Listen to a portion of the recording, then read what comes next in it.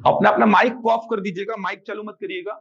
Mic चालू करेंगे तो दूसरे बच्चों को डिस्टर्ब होगा, इसीलिए आपको जो भी बोलना होगा कमेंट में बोलेंगे। आप लोग कमेंट सेक्शन ऑन रहेगा, तो आप लोगों को जो भी बोलना होगा कमेंट सेक्शन में बोलिएगा। माइक ऑन मत करिएगा, वरना प्रॉब्लम होगा आप ही लोग को।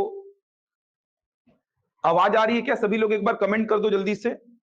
वॉइस क्लियर है सभी को और वीडियो भी क्लियर दिखाई दे रहा होगा?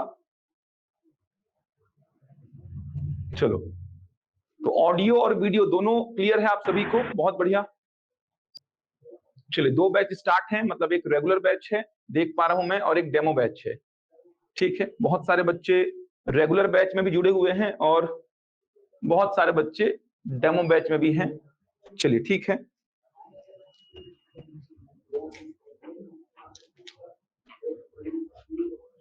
चलिए तो स्टार्ट करेंगे। हॉस्टल वार्डन के लिए गणित का जो सिलेबस है, वो गणित का पूरा सिलेबस अपन कवर करेंगे। जिनको भी प्रॉब्लम आ रहा है वॉइस को लेकर के, वीडियो को लेकर के, 2-4 बच्चे जो कमेंट कर रहे हैं, एक बार रीज्वाइन कर लीजिए। रीज्वाइन करेंगे तो आपको दिक्कत नहीं आएगी, एक बार रीज्वाइन कर लीजिए। सागर, उसके लिए आप बात कर लीजिएगा क्लास के बाद। अभी फिलहाल पढ़ लेते हैं, क्लास के बाद रेगुलर बैच से कैसे जुड़ना है उसके लिए आप ऑफिस में फोन कर लीजिएगा। चलिए ध्यान दीजिए, यहां पर बात करेंगे हॉस्टल वार्डन के एग्जाम की। तो हॉस्टल वार्डन का जो एग्जाम होगा, छात्रावास अधीक्षक का जो एग्जाम होगा, इसकी बात करेंगे। ध्यान दीजिए अब सभी लोग, यहां पर कैसे पढ़ना है, कितना पढ़ना है, मैथ्स में क्या अप्रोच आपका होना चाहिए, ये सारी बातचीत अपन करेंगे। चलो स्टार्ट करें फिर। चलिए स्टार्ट करते हैं फिर। ध्यान दीजिए यहां पर, तो हॉस्टल वार्डन का एग्जाम, जैसा कि आप सभी को पता होगा, 100 प्रश्न पूछे जाने हैं। एक बार एक ओवरव्यू देख लीजिए। 100 प्रश्न पूछे जाने हैं, प्रत्येक प्रश्न होगा 1 अंक का, मतलब कुल 100 अंकों का पेपर होगा। 100 प्रश्न पूछे जाएंगे, प्रत्येक प्रश्न होगा 1 अंक का, मतलब 100 अंकों का पेपर होगा ये। सही उत्तर के लिए आपको 1 नंबर मिलेगा, सही उत्तर के लिए आपको 1 नंबर मिल रहा है, और गलत उत्तर के लिए आपका 0.25 माइनस होगा। गलत उत्तर अगर आप टिक करते हैं तो आपका 0.25 माइनस होगा, 0.25 माइनस होगा। 2 घंटे का समय रहेगा, समय रहेगा 2 घंटे का। तो समय 2 घंटे का रहेगा। ये स्ट्रक्चर है, अगर आप देखेंगे तो हॉस्टल वार्डन की परीक्षा का ये स्ट्रक्चर है। 100 प्रश्नों का एक पेपर आपको मिलेगा, प्रत्येक प्रश्न के लिए 1 अंक आपको दिया जाएगा, मतलब 100 अंकों का पेपर होगा। सही उत्तर के लिए आपको 1 नंबर मिलेगा, और गलत उत्तर के लिए आपका 0.25 माइनस होगा। 2 घंटे का समय आपके पास रहेगा, 2 घंटे का समय। अब अगर बात करूं इन 100 प्रश्नों की, तो ये 100 प्रश्न में कहां से कितने प्रश्न आएंगे उसको एक बार देख लेते हैं। कहां से कितने प्रश्न पूछे जाएंगे, बात अपन करेंगे गणित विषय की। किस प्रकार से 1 महीने में गणित को अपन कवर करेंगे, कितना कितना समय कौन से चैप्टर में देंगे, कैसे तैयारी करनी है, सारी बातों को समझिए। उसके बाद ज्योमेट्री स्टार्ट करूंगा आज मैं, उसके बाद ज्योमेट्री स्टार्ट करूंगा आज मैं।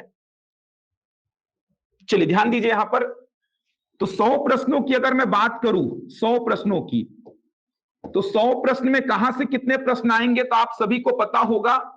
भाग अ जो है, भाग अ जो है, अगर मैं भाग अ की बात करूं, भाग 1 की बात करूं, तो इसमें केवल कंप्यूटर विषय को रखा गया है। केवल और केवल इसमें कंप्यूटर विषय है, तो कंप्यूटर विषय इसमें केवल रखा गया है, जहां से कुल 30 प्रश्न आएंगे। ये 30 प्रश्न होंगे 30 अंकों के। लेकिन यहां पे ध्यान रखने वाली बात यह है कि आपको 50% मिनिमम लाना होगा, मिनिमम 50% आपको स्कोर करना होगा, मिनिमम 50%, यानी कि मिनिमम 15 अंक लाना अनिवार्य है। अगर 15 से कम अंक आपका आ रहा है तो आप बाहर हो जाएंगे, भले आपने बचे 70 प्रश्नों में 70 के 70 बना लिए हो। कंप्यूटर में मिनिमम 15 अंक लाना, 50% मतलब कि 15 अंक हो गया, तो मिनिमम 15 अंक लाना अनिवार्य है। तो मिनिमम 15 अंक आप लाएंगे कंप्यूटर में, तभी जाके आप कहीं ना कहीं बने रहेंगे एग्जाम में। अब देखो, 30 प्रश्न 30 अंक, मिनिमम 15 अंक लाना अनिवार्य है। इसके बाद भाग ब की बात करूं, अगर मैं भाग ब की बात करूं तो यहां पर बचे हुए 70 प्रश्न रखे गए हैं, जिसमें अगर बात करूं मैं सबसे पहले गणित विषय की, तो गणित से आएंगे कुल 25 प्रश्न जो कि 25 अंकों के होंगे। 25 प्रश्न आएंगे जो कि 25 अंक के होंगे। इसके बाद बात करता हूं मैं बाल मनोविज्ञान की। बाल मनोविज्ञान के कुल 10 प्रश्न आएंगे। बाल मनोविज्ञान के कुल 10 प्रश्न आएंगे जो कि 10 अंक के होंगे।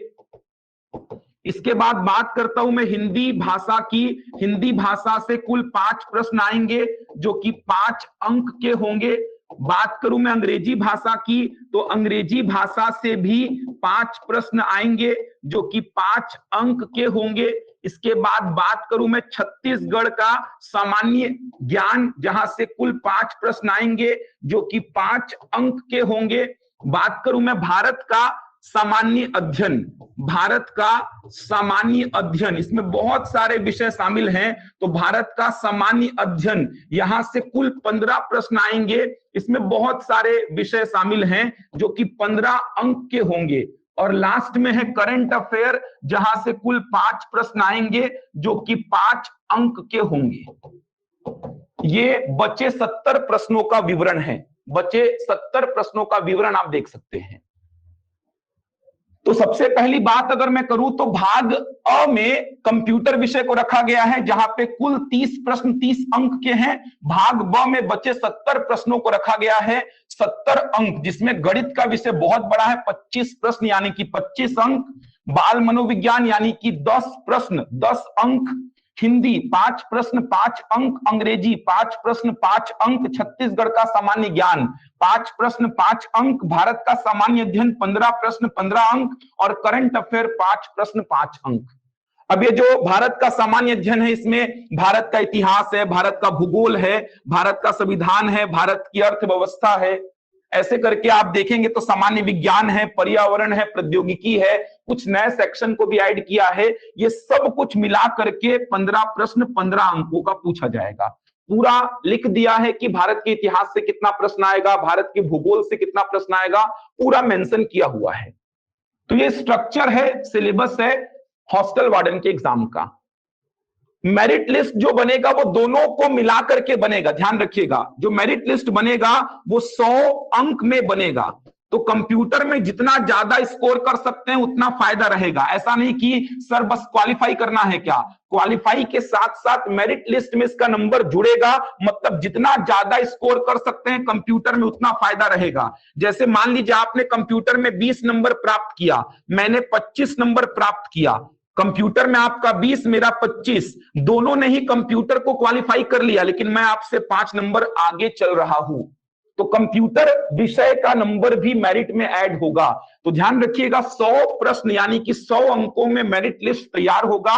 100 अंकों में आपका टोटल कितना अंक आ रहा है, बस यहां पर जो क्राइटेरिया है मिनिमम 15 अंक आपका होना ही चाहिए। तो ये सभी को पता होगा, जल्दी से एक बार कमेंट कर दो। ये जानकारियां तो सभी को पता होंगी, जल्दी से कमेंट कर दीजिए। ये जानकारियां सभी को पता है, इतना तो पता होना भी चाहिए भाई। 1 महीना बचा हुआ एग्जाम के लिए, इतनी जानकारी तो सभी को पता होनी भी चाहिए। चलिए बहुत बढ़िया। बात करेंगे अपन गणित विषय की। बात अपन करेंगे गणित विषय की। गणित, तो गणित का वेटेज अगर देखेंगे तो 25 प्रश्न गणित से पूछे जाएंगे, 25 अंक के होंगे। गणित विषय जो है ये सिलेक्शन में कहीं ना कहीं निर्णायक भूमिका निभाएगा, निर्णायक भूमिका निभाने वाला है गणित विषय। 25 प्रश्न 25 अंक, तो गणित विषय जो है ये सिलेक्शन में कहीं ना कहीं निर्णायक भूमिका निभाने वाला है, क्योंकि 25 प्रश्न आएंगे 100 में से। 25% है गणित का वेटेज। और गणित एक ऐसा विषय है जहां पर आप बहुत अच्छा स्कोर कर सकते हैं, बहुत खराब भी कर सकते हैं। तो गणित विषय में जो गैप बड़ा क्रिएट होगा ना, वो कहीं ना कहीं निर्णायक भूमिका निभाएगा, क्योंकि लाने वाले बच्चे गणित में 25 में 25, 25 में 24, 25 में 23 ऐसे नंबर्स भी ले आएंगे लाने वाले बच्चे। और कुछ बच्चे ऐसे हैं जो 5, 6, 7, 4 ऐसा स्कोर करेंगे। तो ये जो फासला है ना, ये जो फासला है, ये जो गैप है, ये गैप बहुत बड़ा क्रिएट हो जाएगा। इस गैप को आप दूसरे विषयों से पूरा नहीं कर पाएंगे। ये जो गैप बनेगा ना, जो बच्चा गणित में 25 में 25 ला रहा है, 24 ला रहा है, 23 ला रहा है, कोई और बच्चा 4, 5, 6, 7 ऐसा स्कोर कर रहा है, तो उनके बीच ये जो गैप बनेगा ना, इस गैप को आप दूसरे विषयों से कहीं ना कहीं पाट नहीं पाएंगे। इसीलिए गणित में स्कोर करना कंपलसरी हो गया है, गणित में स्कोर करना ही पड़ेगा। और मैं ये बोल रहा हूं कि हॉस्टल वार्डन के गणित में बिल्कुल स्कोर किया जा सकता है, बिल्कुल किया जा सकता है। सिलेबस लिख रहा हूं, क्या क्या पढ़ना है, कैसे पढ़ाऊंगा, ज्योमेट्री चालू करूंगा आज से ही। चलिए देखिए क्या क्या है सिलेबस में, ध्यान दीजिए। सबसे पहले आप देखेंगे तो लस और मस, लस और मस, लघुत्तम समापवर्ती और महत्तम समापवर्तक, इंग्लिश में बोलते हैं इसको LCM and HCF, LCM and HCF. इसके बाद बात करता हूं औसत, औसत का मतलब हो जाएगा एवरेज, एवरेज हो जाएगा। इसके बाद बात करता हूं मैं प्रतिशत, परसेंटेज, प्रतिशत के बाद बात करूंगा मैं लाभ और हानि, लाभ और हानि कहने का मतलब प्रॉफिट एंड लॉस। इसके बाद बात करता हूं मैं साधारण ब्याज, साधारण ब्याज का मतलब हो जाएगा सिंपल इंटरेस्ट। इसके बाद बात करता हूं मैं चाल समय दूरी, चाल समय दूरी, ये लिखा हुआ है आपके सिलेबस में, ये चैप्टर्स लिखे हुए हैं आपके सिलेबस में, इतने चैप्टर्स। इसके बाद पूरा का पूरा सेक्शन जो है वो ज्योमेट्री का आ जाता है, इसके बाद पूरा का पूरा सेक्शन आएगा ज्योमेट्री का, ये चैप्टर्स हैं। इसके अलावा पूरा का पूरा सेक्शन ज्योमेट्री का आएगा। अब बहुत ज्यादा सिलेबस है ही नहीं, आप अगर देखेंगे तो मान के चलिए ये जो सेक्शन आपको दिखाई दे रहा है लस और मस मतलब एलसीएम एंड एचसीएफ, औसत यानी कि एवरेज, प्रतिशत यानी कि परसेंटेज, लाभ हानि यानी कि प्रॉफिट एंड लॉस, साधारण ब्याज यानी कि सिंपल इंटरेस्ट, चाल समय दूरी, स्पीड टाइम एंड डिस्टेंस, यहीं पर एक चैप्टर रेलगाड़ी देखेंगे, इसी का एप्लीकेशन है। एक नाव और धारा भी देखेंगे, लेकिन ज्यादा इंपॉर्टेंट नहीं है नाव और धारा, बेस बनाएंगे बस। एक्स्ट्रा में थोड़ा सा अनुपात को देखेंगे क्योंकि अनुपात से प्रश्न आने की संभावना है, और समय और काम को देखेंगे, समय और काम, टाइम एंड वर्क, इन दोनों को थोड़ा एक्स्ट्रा में अपन देखेंगे, एक्स्ट्रा में बोल रहा हूं। बाकी पूरा फोकस रहेगा आपके सिलेबस पे ही, सिलेबस से ही मैक्सिमम चीजें आपको दिखाई देंगी। सिलेबस के बाहर अगर अपन जाएंगे, अनुपात के प्रश्नों को डील करेंगे, समय और काम के प्रश्नों को डील करेंगे, इसका बेस बनवाऊंगा, व्यापम यहां से जो मैक्सिमम प्रश्न पूछा है उन्हीं प्रश्नों को सॉल्व कराऊंगा मैं, लेकिन आप मैक्सिमम चीजें यहीं से देखेंगे। तो मान के चलिए 12 प्रश्न 13 प्रश्न के आसपास, 12 से 13 प्रश्न आपको ये वाले सेक्शन से दिखाई देगा, 12 से 13 प्रश्न। बचा पूरा का पूरा सेक्शन है ज्योमेट्री का, ज्यामिति का, बचा पूरा सेक्शन में ज्यामिति का बोल रहा हूं, बचा हुआ पूरा सेक्शन जो है ये ज्यामिति का सेक्शन होगा, ज्यामिति का, जहां से लगभग 12 से 13 प्रश्न आपको दिखाई देगा, 12 से 13 प्रश्न।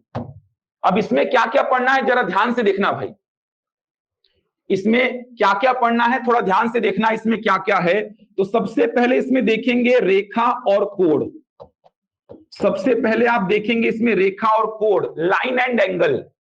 इसके बाद इसमें देखेंगे क्षेत्रफल, क्षेत्रफल का मतलब हो जाएगा एरिया। इसमें 3 आकृतियों को कवर करेंगे, एक है आपका त्रिभुज, दूसरा है आपका चतुर्भुज और तीसरा है आपका वृत्त। ये 3 आकृतियों को कवर करेंगे क्षेत्रफल यानी कि एरिया वाले चैप्टर में। आप इसको 2 डायमेंशनल बोल सकते हैं, 2D, 2 डायमेंशनल आकृतियों को कवर करेंगे अपन। इसके बाद आएगा कौन, तो इसके बाद आएगा आयतन, आयतन का मतलब हो जाएगा वॉल्यूम।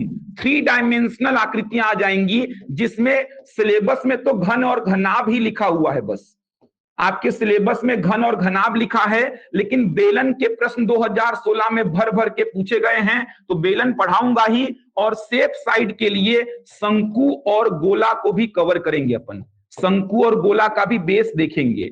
तो cube, cuboid, cylinder, cone and sphere.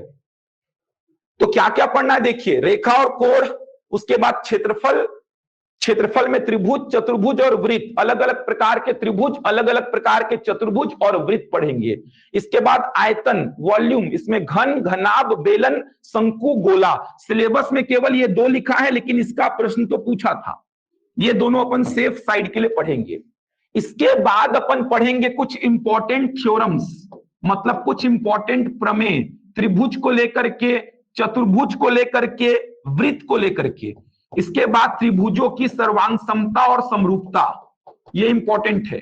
त्रिभुजों की सर्वांग समता और समरूपता, सर्वांग समता और समरूपता ये पढ़ेंगे। और लास्ट में आज तक व्यापम ने जो अलग अलग वैरायटी के प्रश्न पूछे हैं ज्यामिति के संदर्भ में, वो सारे प्रश्नों को डील करेंगे। ये है पूरा सिलेबस आपका, ये देखिए ये पूरा सिलेबस आपका है। इतना पढ़ना है आपको। लगभग 12 से 13 प्रश्न इधर से बनेगा, ये देखिए लगभग 12 से 13 प्रश्न यहां से बनने की संभावना है, और 12 से 13 प्रश्न ज्यामिति वाले सेक्शन से बनने की संभावना है। इतना कवर करना है 1 महीना में, और करा दूंगा मैं, उसके लिए निश्चिंत रहेंगे आप। आराम से कवर करा दूंगा, बहुत शानदार तरीके से कवर होगा, बिल्कुल भी परेशान नहीं होंगे। तो ज्यामिति से स्टार्ट करते हैं, क्योंकि ज्यामिति का थोड़ा प्रॉब्लम बच्चों को हमेशा रहा है। बोलो ज्यामिति से स्टार्ट करें फिर, या फिर एलसीएम एचसीएफ से स्टार्ट करें, जैसा आप लोग बोले। आगे चल के मैं आप लोग का क्लास को बढ़ाऊंगा, एक क्लास फर्स्ट हाफ में लूंगा और एक क्लास सेकेंड हाफ में लूंगा। आगे चल के मतलब नेक्स्ट वीक से हो सकता है ऐसा हो जाए कि एक क्लास आपका ये वाले सेक्शन का चलेगा और एक क्लास आपका ये वाले सेक्शन का चलेगा। ये मोस्ट प्रोबेबली हो जाएगा, मोस्ट प्रोबेबली यही काम करेंगे अपन। कुछ बच्चों का एलसीएम एचसीएफ आ रहा है, मैक्सिमम बच्चों का ज्योमेट्री आ रहा है।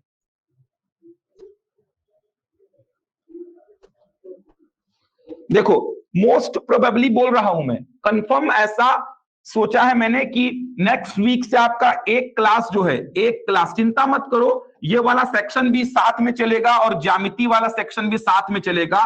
तो मैंने सोचा है ऐसा कि नेक्स्ट वीक से आपका एक क्लास फर्स्ट हाफ में रखूंगा इन चैप्टर्स को डील करने के लिए, और सेकेंड हाफ आपका इन चैप्टर्स को डील करने के लिए 1 घंटे का क्लास होगा।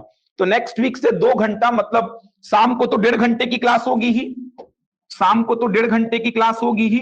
अभी जो 7 बजे से 8:30 बजे तक क्लास चलेगी, शाम वाली क्लास, इसमें ज्योमेट्री को ले लेते हैं क्योंकि 1.5 घंटे का समय है अपने पास में, और फर्स्ट हाफ में जो क्लास होगी इसमें बचे चैप्टर्स को ले लेंगे अपन।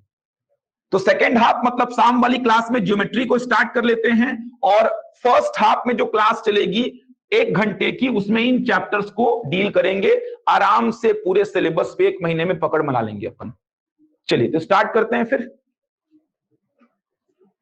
अभी 1.5 घंटे का समय है अंकित, इसीलिए ज्योमेट्री वाले सेक्शन पे काम करते हैं शाम वाली क्लास में। इसका शेड्यूल बहुत जल्द मिल जाएगा आप लोग को, रेगुलर बैच से जुड़ जाना भाई, इसका शेड्यूल बहुत ही जल्द मिल जाएगा। एक क्लास आपकी मॉर्निंग में भी स्टार्ट करूंगा मैं, वो क्लास आप लोगों की इन चैप्टर्स की होगी, इन चैप्टर्स की, तो शेड्यूल बहुत जल्दी मिल जाएगा। फिलहाल इवनिंग की जो क्लास है वो ज्योमेट्री की होगी आप लोग की, 12 से 13 प्रश्न आएंगे ज्योमेट्री के। चलो तो स्टार्ट करते हैं फिर। यहां तक आप लोगों को सारी बातें समझ में आ गई होंगी, ये तो आप लोग को पता ही होगा। 1 महीना बचा है एग्जाम के लिए, तो ये सब बातें आपको पता होंगी। मैराथन क्लासेस भी लेकर के आऊंगा, अभी मैं जानकारी आप लोगों को दे देता हूं। 2 मैराथन क्लास भी लूंगा। उड़ान के जो रेगुलर बैच के बच्चे उन्हीं को इसका लाभ मिलेगा, तो इसकी जानकारी मैं दे देता हूं। बहुत सारे बच्चे कमेंट कर रहे थे, इसीलिए तो 2 मैराथन क्लास में लेकर के आऊंगा, 2 मैराथन क्लास। तो 2 मैराथन क्लास में लेकर के आऊंगा, ये मैंने डिसाइड किया है। 2 मैराथन क्लास होगी, 9 से 12 घंटे की एक मैराथन क्लास होगी, 9 से 12 घंटे की दूसरी मैराथन क्लास होगी। एक मैराथन क्लास जो होगी वो इन टॉपिक्स पे बेस्ड होगी, लगभग 10-12 घंटे लूंगा क्लास लगातार। और एक मैराथन क्लास जो होगी वो ज्योमेट्री की होगी, 10 से 12 घंटे की। तो जो बच्चे इस बैच से जुड़ेंगे उन सारे बच्चों को लाभ मिलेगा ही, ये जो मैराथन क्लास है उसका लाभ मिलेगा ही। इवन और भी मैराथन क्लास होगी, उसके लिए भी आपको फायदा मिल जाएगा। कंप्यूटर, हिंदी, इंग्लिश, इनकी भी मैराथन क्लासेस होंगी। बाल मनोविज्ञान की भी मैराथन क्लास शेड्यूल हुई है। तो जो बच्चे उड़ान के रेगुलर बैच से जुड़े हैं उन सारे बच्चों को फायदा मिलेगा। तो कोशिश करेंगे जल्द से जल्द आप रेगुलर बैच से जुड़ जाएं, बहुत कुछ मिलेगा आपको, बहुत कुछ मिलेगा। केवल मैथ्स नहीं, बाकी विषयों के मैराथन क्लास भी आपको मिलेंगे। चलिए, यूट्यूब पर नहीं होगा मैराथन, ध्यान रखिएगा, यूट्यूब पर नहीं होगा मैराथन। से 5-6 दिन पहले आपको एक लिंक दे दिया जाएगा, उस लिंक पर ही सारी मैराथन क्लासेस होंगी। जितने भी बच्चे उड़ान में किसी भी ब्रांच में हो, उड़ान की किसी भी ब्रांच में जितने भी बच्चे हमारे पास हैं हॉस्टल वार्डन के, उन सभी बच्चों को, रेगुलर बैच से जो जुड़े हुए हैं उन सभी बच्चों को मैराथन का लाभ मिलेगा।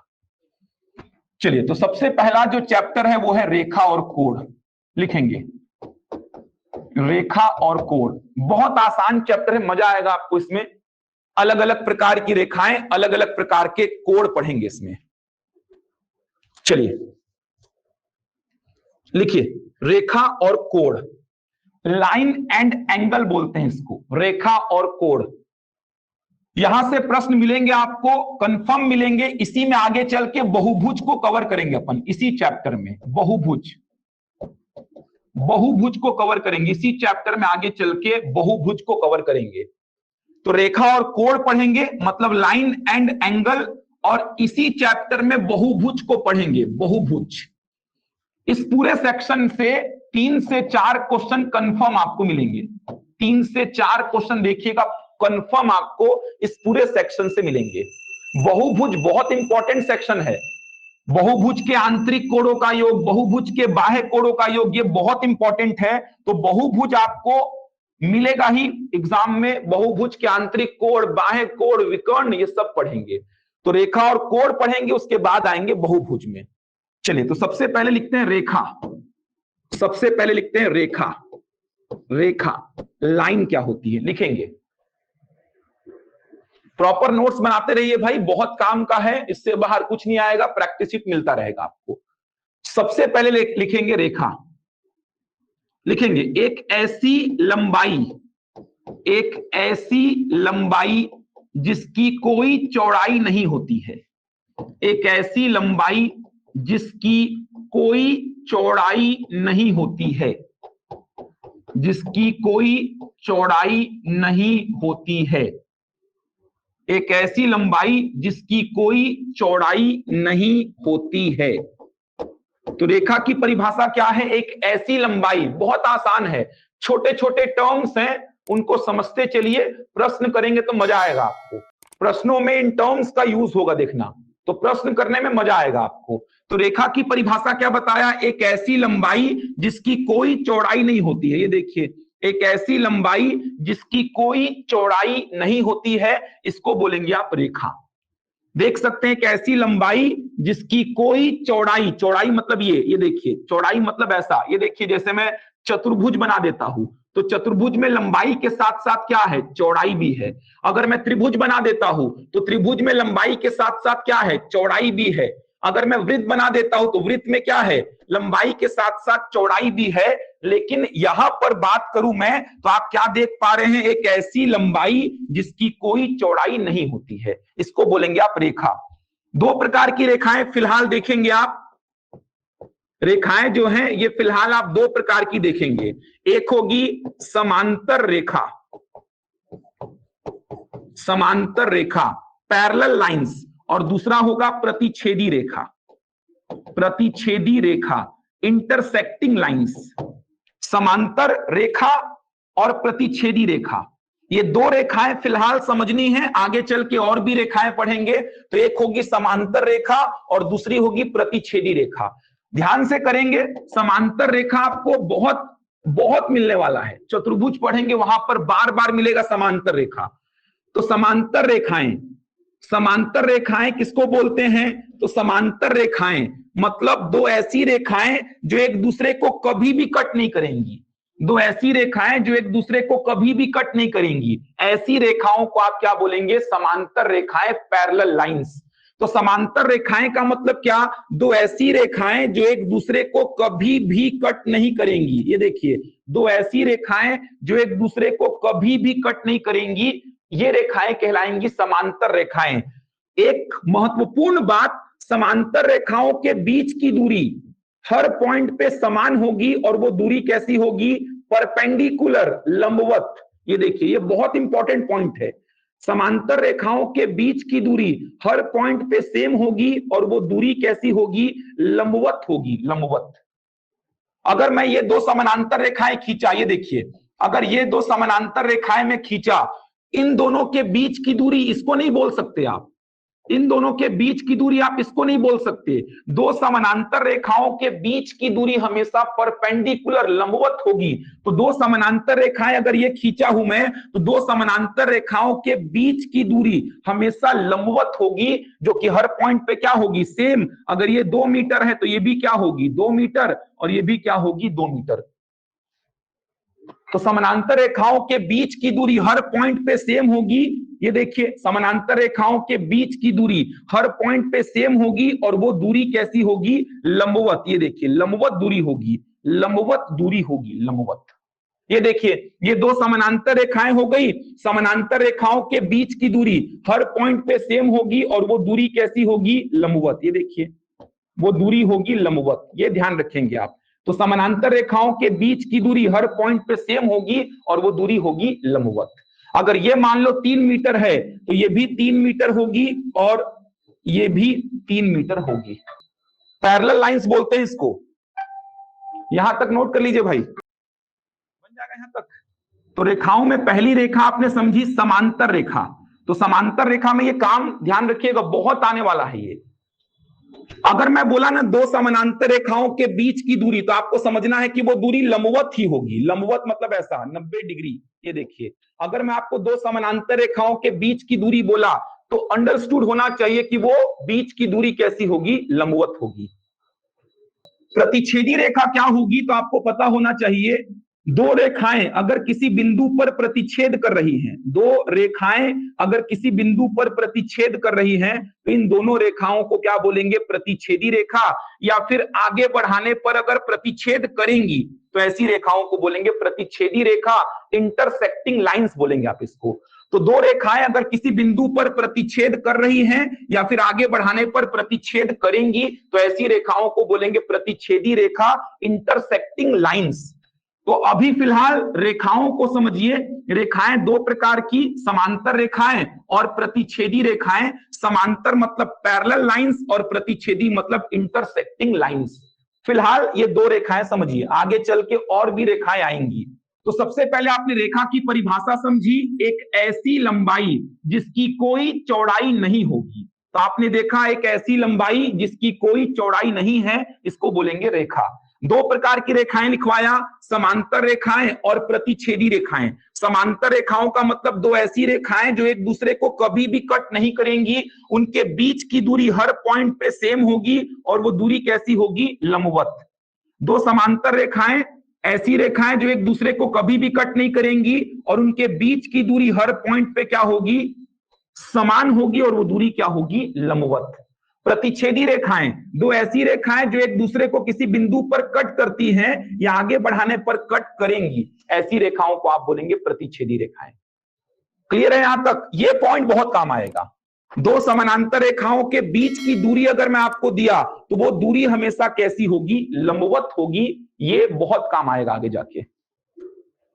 बनेगा यहां तक? जल्दी से बताओ,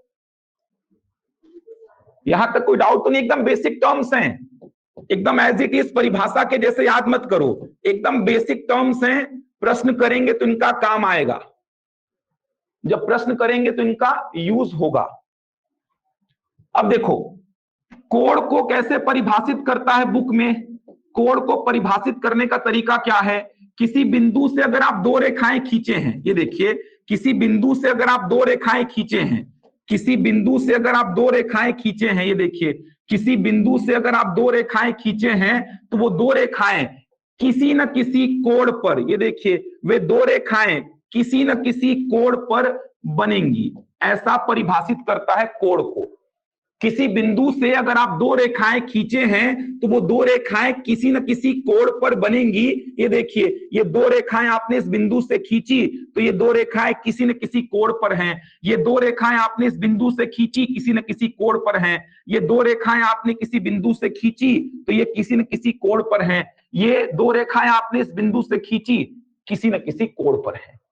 मुद्दे की बात अब चालू होगी, कोण के अलग अलग प्रकार देखने हैं। चलिए, सबसे पहले आएगा आपका न्यून कोण। चलिए फटाफट लिखेंगे सामान्य जानकारी कोणों के बारे में, इधर से प्रश्न बनेगा। आप न्यून कोण, न्यून कोण को बोलते हैं एक्यूट एंगल। एक्यूट एंगल, न्यून कोण मतलब 90 डिग्री से कम।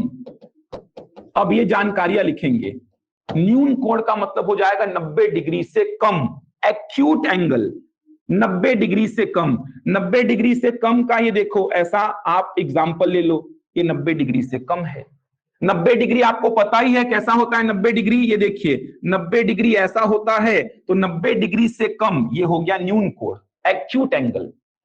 दूसरा लिखेंगे समकोण, राइट एंगल, समकोण। समकोण मतलब 90 डिग्री का कोण। फटाफट इनको लिखिए, तभी तो प्रश्न करने में मजा आएगा। समकोण मतलब 90 डिग्री का कोण। कैसा होगा 90 डिग्री का कोण, ये देखिए, ये पता होगा, इस बिंदु से दो रेखाएं खींच दीजिए, 90 डिग्री का कोण। तो ये हो गया समकोण, राइट एंगल मतलब 90 डिग्री का कोण।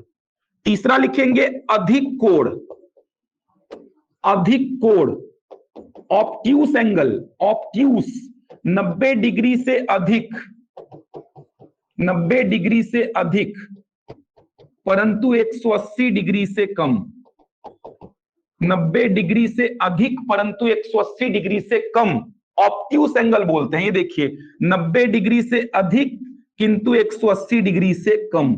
ये तीन प्रकार के कोण आपको एकदम कंठस्थ याद होने चाहिए। ये तीन कोण मैंने आपको लिखवाए। पहला न्यून कोण 90 डिग्री से कम, समकोण 90 डिग्री का कोण, और अधिक कोण का मतलब 90 डिग्री से अधिक परंतु 180 डिग्री से कम। इंग्लिश में बोलते हैं इसको एक्यूट एंगल, इसको राइट एंगल, और इसको बोलते हैं ऑब्ट्यूस एंगल। अब यहीं पर थोड़ा सा समझिए, त्रिभुज को लेकर के प्रश्न आता है, थोड़ा सा ध्यान से समझेंगे। अभी टेट में भी प्रश्न पूछा गया था, उससे पहले भी व्यापम ने बहुत प्रश्न पूछ चुके हैं। कैसा प्रश्न आता है, न्यून कोण से समझिए, न्यून कोण त्रिभुज को यहीं पे समझ लीजिए। न्यून कोण से न्यून कोण त्रिभुज को समझिए, न्यून कोण त्रिभुज। अब न्यून कोण त्रिभुज का मतलब क्या हो जाएगा, तीनों कोण 90 डिग्री से कम होने चाहिए, तीनों कोण 90 डिग्री से कम। अगर तीनों कोण 90 डिग्री से कम है तो ऐसे त्रिभुज को आप क्या बोलेंगे, न्यून कोण त्रिभुज बोलेंगे। तीनों कोण 90 डिग्री से कम। जैसे ये देखिए, मान लो किसी त्रिभुज के तीन कोण हैं 80 डिग्री, 70 डिग्री और 30 डिग्री के, तीनों कोणों का योग 180 होता है, ये तो बचपन से पढ़ते आ रहे हैं। तो किसी त्रिभुज के तीन कोण अगर मैं आपको दिया 80 डिग्री, 70 डिग्री और 30 डिग्री, तो आपको समझ में आना चाहिए एक ऐसा त्रिभुज है, न्यून कोण त्रिभुज है। न्यून कोण का मतलब आपने क्या समझा, 90 डिग्री से कम का कोण। तो यहीं से आपने समझा न्यून कोण त्रिभुज, तीनों कोण अगर 90 डिग्री से कम के हैं तो ऐसे त्रिभुज को आप क्या बोलेंगे, न्यून कोण त्रिभुज बोलेंगे। इसके बाद अगर मैं बात करूं समकोण त्रिभुज की, समकोण त्रिभुज की, तो समकोण का मतलब आपने क्या समझा, 90 डिग्री का कोण। तो समकोण त्रिभुज का मतलब एक कोण 90 डिग्री का होना चाहिए, एक कोण 90 डिग्री का होगा। तो किसी त्रिभुज में अगर एक कोण 90 डिग्री का है, ये देखिए 90 डिग्री, 70 डिग्री और 20 डिग्री, ऐसा कोई त्रिभुज अगर है जिसके ये तीन कोण बने हुए हैं, तो इस त्रिभुज को क्या बोलेंगे, समकोण त्रिभुज। त्रिभुज के दो कोण 90 डिग्री के हो सकते हैं क्या, संभव ही नहीं है। क्यों, क्योंकि त्रिभुज के तीनों कोणों का योग कितना होता है, 180 डिग्री। अब तीनों कोणों का योग 180 होता है, तो दो कोण 90 डिग्री के संभव ही नहीं है। अगर दो कोण 90 डिग्री के हो गए तो एक को 0 डिग्री होना पड़ेगा, तो फिर त्रिभुज का निर्माण ही नहीं हो पाएगा। तो दो कोण 90 डिग्री के संभव ही नहीं है। तो न्यून कोण त्रिभुज का मतलब तीनों कोण 90 डिग्री से कम, समकोण त्रिभुज का मतलब एक कोण 90 डिग्री का होना चाहिए। एक और त्रिभुज आएगा जिसको बोलते हैं अधिक कोण त्रिभुज, अधिक कोण त्रिभुज, अधिक कोण त्रिभुज, एक कोण 90 डिग्री से अधिक। तो एक कोण 90 डिग्री से अधिक अगर है, एक कोण 90 डिग्री से अधिक अगर है, तो ऐसे त्रिभुज को बोलेंगे अधिक कोण त्रिभुज। जैसे 110 डिग्री है मान लो, 50 डिग्री है और 20 डिग्री, ऐसा कोई त्रिभुज है जिसके ये तीन कोण हैं, तो ऐसे त्रिभुज को आप क्या बोलेंगे, अधिक कोण त्रिभुज। पहचानने आता है भाई, प्रश्न कराऊंगा वहां पे गलती नहीं होनी चाहिए। आपने यहीं से एक छोटे से टॉपिक को कवर किया है। आपने समझा न्यून कोण का मतलब 90 डिग्री से कम का कोण, समकोण का मतलब 90 डिग्री का कोण, अधिक कोण का मतलब 90 डिग्री से अधिक परंतु 180 डिग्री से कम का कोण। यहीं पे आपने खत्म कर दिया न्यून कोण त्रिभुज। न्यून कोण त्रिभुज का मतलब तीनों कोण 90 डिग्री से कम। तो किसी त्रिभुज के ये 3 कोण अगर मैं आपको दिखाऊं तो आप बता देंगे कैसा त्रिभुज है, न्यून कोण त्रिभुज। समकोण त्रिभुज, एक कोण 90 डिग्री का, किसी त्रिभुज के ये 3 कोण दिखाऊं मैं आपको तो आप बता देंगे कैसा त्रिभुज है, समकोण त्रिभुज। अधिक कोण त्रिभुज, एक कोण 90 डिग्री से अधिक, तो किसी त्रिभुज के ये तीनों कोण अगर मैं आपको दिखाऊं तो आप बता देंगे कि ये कैसा त्रिभुज है, अधिक कोण त्रिभुज। इंग्लिश में न्यून कोण को बोलते हैं एक्यूट एंगल, समकोण को राइट एंगल और अधिक कोण को ऑब्ट्यूस एंगल बोलते हैं। समझ आया यहां तक? बताओ भाई, जिनको वॉइस का और वीडियो का दिक्कत है रीज्वाइन कर लीजिए भाई, क्योंकि ऑलरेडी बहुत सारे लोग जुड़े हुए हैं, सबका क्लियर चल रहा है। तो एक बार अपने साइड का नेटवर्क और एक बार रीज्वाइन करके देख लीजिए, ठीक चलेगा क्लास। यहां तक बन जाएगा आप लोगों से? जल्दी से कमेंट कर दो, यहां तक किसी को कोई समस्या नहीं होगा, जल्दी से एक बार कमेंट कर दीजिए। बहुत बढ़िया, चलो यहां तक बन जाएगा, ठीक है। अगला जो कोण आएगा ना उसको लिखेंगे, अगला कोण। अगला कोण आएगा क्या? तो अगला कोण आएगा रिजु कोण। रिजु कोण, इसको बोलते हैं स्ट्रेट एंगल। रिजु कोण, स्ट्रेट एंगल। 180 डिग्री का जो कोण होता है, 180 डिग्री का कोण, तो 180 डिग्री के कोण को बोलते हैं रिजु कोण, यानी कि स्ट्रेट एंगल। 180 डिग्री का कोण। अब कैसे बनता है 180 डिग्री का कोण? किसी बिंदु से एक रेखा खींचो, उसके जस्ट विपरीत दिशा में एक और रेखा खींचो। तो किसी बिंदु से एक रेखा खींचो, उसके जस्ट विपरीत दिशा में, ठीक विपरीत दिशा में एक और रेखा खींचो, तो ये एंगल क्या बनाएंगे? 180 डिग्री का। ये देखिए 180 डिग्री का कोण बनाएंगे। जैसे इस बिंदु से ये रेखा खींचा, उसके जस्ट विपरीत एक और रेखा खींचा, तो ये कौन सा एंगल बनेगा? 180 डिग्री का एंगल बनेगा। तो किसी बिंदु से एक रेखा खींचिए, ये देखिए इसके ठीक विपरीत एक और रेखा खींचिए, तो किसी बिंदु से एक रेखा खींचो, उसके ठीक विपरीत एक और रेखा खींचो, तो ये कितने डिग्री का एंगल बनाएंगे? 180 डिग्री का एंगल बनाएंगे। इसको बोलते हैं रिजु कोण, मतलब 180 डिग्री का कोण। इंग्लिश में स्ट्रेट एंगल बोलते हैं, स्ट्रेट एंगल। ये सब का यूज देखेंगे अभी जब प्रश्न करेंगे, तो सारी बातों का यूज आप देखेंगे। अगला लिखेंगे प्रतिवर्ती कोण। अगला आएगा प्रतिवर्ती कोण। प्रतिवर्ती कोण, प्रतिवर्ती कोण का मतलब होता है रिफ्लेक्स एंगल। इंग्लिश में बोलते हैं इसको रिफ्लेक्स एंगल। रिफ्लेक्स एंगल प्रतिवर्ती कोण क्या होता है? ये 180 डिग्री से अधिक परंतु 360 डिग्री से कम, परंतु 360 डिग्री से कम। तो 180 डिग्री से अधिक परंतु 360 डिग्री से कम, बहुत बार पूछा इसको व्यापम। प्रतिवर्ती कोण, इंग्लिश में रिफ्लेक्स एंगल बोलते हैं इसको। कैसा बनेगा ये? 180 डिग्री से अधिक परंतु 360 डिग्री से कम। ध्यान से समझो, ये बहुत काम का है। इस बिंदु से मैं दो रेखाएं खींच दिया, इस बिंदु से मैं दो रेखाएं खींचा। अब एक बात बड़े ध्यान से समझना भाई, इस बिंदु से मैं दो रेखाएं खींचा, एक ये रेखा खींचा और एक ये रेखा खींचा। किसी भी बिंदु से अगर आप दो रेखाएं खींचेंगे तो उन दो रेखाओं के बीच दो कोण बनेंगे, एक ये वाला कोण बन गया और एक ये वाला कोण बन गया।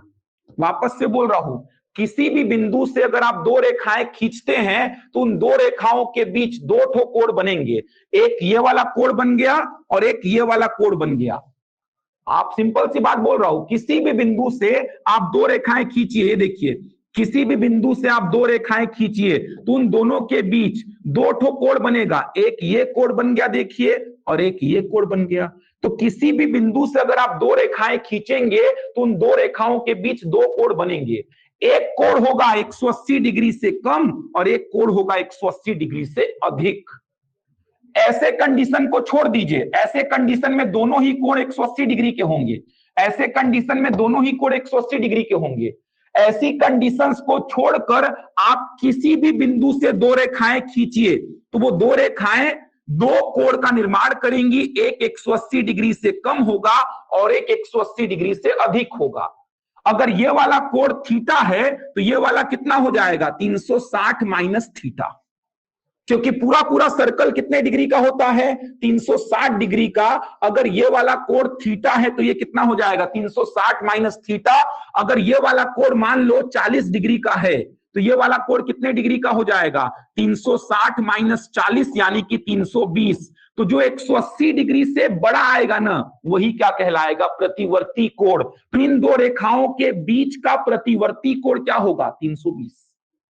वापस से दोहरा रहा हूं, बहुत बार पूछा है, किसी बिंदु से अगर आप दो रेखाएं खींचेंगे, किसी बिंदु से अगर आप दो रेखाएं खींचेंगे तो उन दो रेखाओं के बीच दो ठो कोण बनेगा। एक कोण 180 डिग्री से छोटा होगा और एक कोण 180 डिग्री से बड़ा होगा। तो 180 डिग्री से जो बड़ा होगा ना वही कहलाएगा प्रतिवर्ती कोण। जैसे मान लो ये वाला कोण 120 डिग्री का है तो ये कितना होगा 360 माइनस 120 यानी कि 240। तो प्रतिवर्ती कोण किसको बोलोगे 240। प्रश्न कैसा बनेगा देखो एक बार, अगर मैं बोला 60 डिग्री का रिफ्लेक्स एंगल, 60 डिग्री का प्रतिवर्ती कोण, तो 60 डिग्री का प्रतिवर्ती कोण कितना हो जाएगा 360 माइनस 60 यानी कितना 300 डिग्री। अगर मैं बोला 90 डिग्री का रिफ्लेक्स एंगल, 90 डिग्री का प्रतिवर्ती कोण कितना होगा बता पाएंगे? तो 90 डिग्री का प्रतिवर्ती कोण 360 माइनस 90 यानी कितना 270 डिग्री। तो प्रतिवर्ती कोण एकदम सिंपल सा है, किसी भी बिंदु से आप दो रेखाएं खींचिए, वो दो रेखाएं दो कोण का निर्माण करेंगी। एक कोण 180 डिग्री से छोटा होगा और एक कोण 180 डिग्री से बड़ा होगा। 180 से बड़े वाले कोण को ही बोलेंगे प्रतिवर्ती कोण। तो 60 डिग्री का प्रतिवर्ती कोण क्या हो जाएगा 300 डिग्री। 90 डिग्री का प्रतिवर्ती कोण क्या हो जाएगा 270 डिग्री। 120 डिग्री का प्रतिवर्ती कोण क्या हो जाएगा 240 डिग्री। 40 डिग्री का प्रतिवर्ती कोण क्या हो जाएगा 320 डिग्री। समझ आया यहां तक? यहां तक नोट कर लो और कमेंट करो। यहां तक समझ आया भाई? बहुत सारी जानकारी अभी आपको मिलेगी। हाँ अंकित, बिल्कुल अंकित ठीक बोल रहे हो, वो भी बोलते हैं। बन जाएगा यहां तक? एकदम रट लीजिए, आपको बार बार बोल रहा हूं रट लीजिए कि आपको रिवीजन भी ना करना पड़े। क्वेश्चंस का प्रैक्टिस मैं कराऊंगा।